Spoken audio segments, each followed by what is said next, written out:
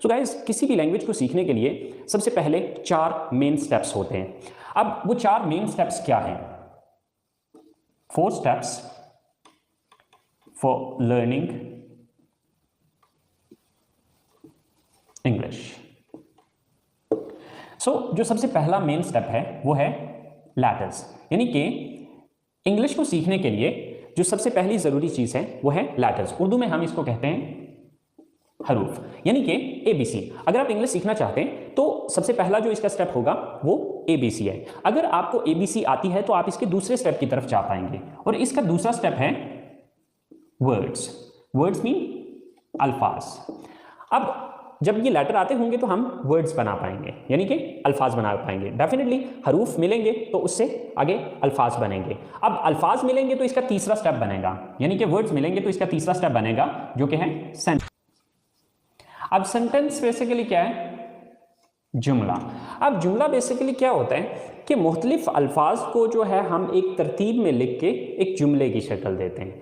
तो सबसे पहला स्टेप लेटर्स, लेटर्स के बाद वर्ड्स, वर्ड्स के बाद सेंटेंस, और जब सेंटेंस सीख जाएंगे तो चौथा स्टेप जन्म लेगा या चौथा स्टेप हो पाएगा, और वो है स्पीच और पैराग्राफ।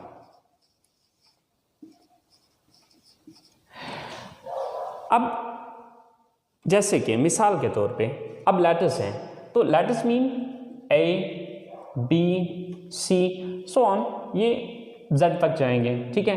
अब ए बी सी आती होगी तो हम वर्ड्स बना पाएंगे।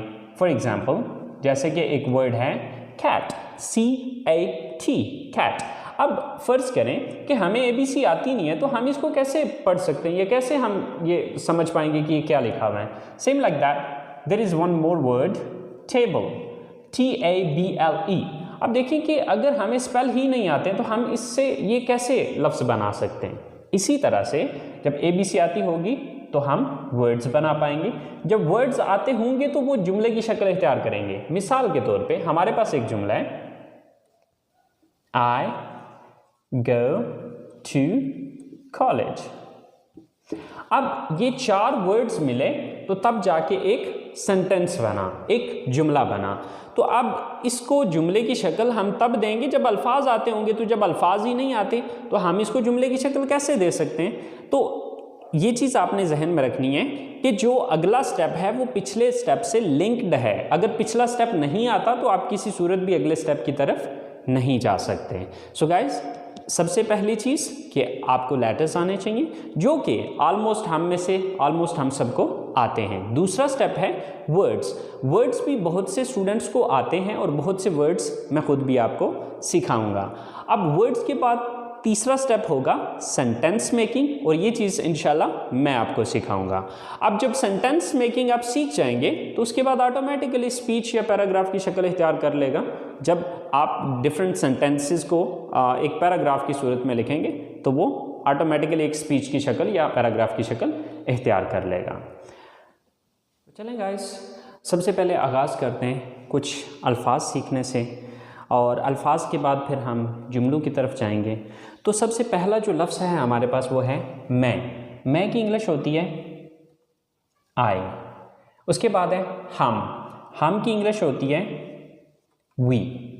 उसके बाद तुम या आप की इंग्लिश होती है यू। इसके बाद है वो, यानी कि वो ज़्यादा लोग, वो लड़के भी हो सकते हैं, वो लड़कियां भी हो सकती हैं, और मिक्स भी हो सकते हैं, यानी कि वो जमा। दे, वो एक लड़का, यानी कि जब कोई सिंगल मर्द है या कोई सिंगल आदमी है या कोई लड़का है तो उसके लिए हम इस्तेमाल करेंगे ही।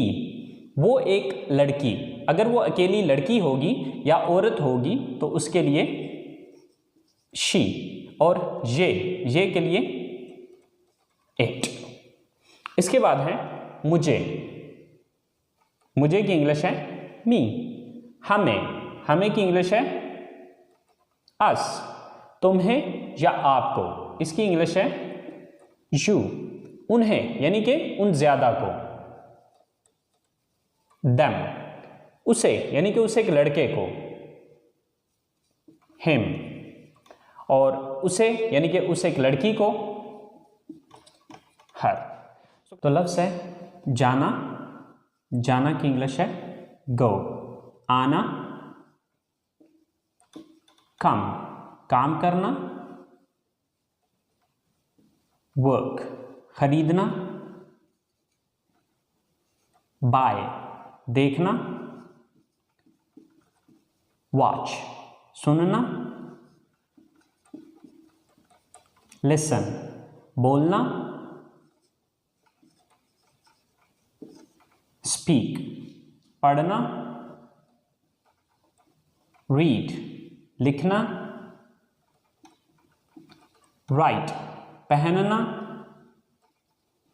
वियर, खाना ईट, बताना टेल, पूछना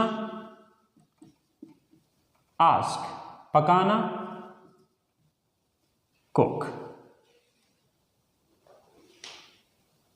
सो गाइस, ये चंद एक अल्फाज हैं जो कि मैंने आपको बहुत कम से, बट ये बेसिकली हमने चूँकि अपनी क्लास का आगाज़ करना है, तो अपनी क्लास का आगाज़ करने के लिए ये अल्फाज हमारे लिए बहुत हैं।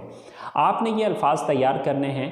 जब आप ये अल्फाज तैयार कर लेंगे तो इंशाल्लाह कल हम अगले स्टेप पे जा पाएंगे, जो कि हमारा अगला स्टेप है जुमला बनाना, सेंटेंस मेकिंग। जब ये हमारे पास अल्फाज होंगे तो तब हम जुमले बना पाएंगे। सो गाइस, आज का काम यहीं पे ख़त्म करते हैं।